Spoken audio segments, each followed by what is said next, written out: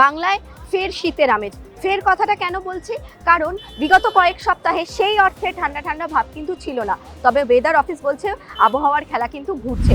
চলতি সপ্তাহে অর্থাৎ আজ থেকে বৃহস্পতিবার, আজ বৃহস্পতিবার থেকে আগামী 3-4 দিন অন্তত গোটা দক্ষিণবঙ্গ, শুধু দক্ষিণবঙ্গ বলবো না, গোটা বাংলা জুড়ে কিন্তু ফের শীতের আমেজ বজায় থাকবে। উত্তরবঙ্গে এতদিন শীতের একটা আমেজ ছিল, সেই অর্থে টেম্পারেচারের কোনো হেরফের হয়নি।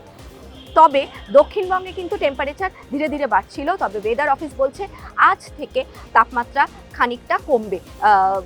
দক্ষিণবঙ্গের সব জেলাতেই কিন্তু তাপমাত্রা ধীরে ধীরে নামতে শুরু করবে। বিশেষ করে সন্ধেবেলা আপনারা শীতের আমেজ উপভোগ করতে পারবেন। সকালবেলা এবং বেলা বাড়লে রোদের তেজ থাকবে, ফলে সোয়েটার মাফলার এসব লাগবে না। তবে যখন সন্ধে হবে, সন্ধেবেলা কিন্তু আপনারা বুঝতে পারবেন যে টেম্পারেচার খানিকটা নামছে।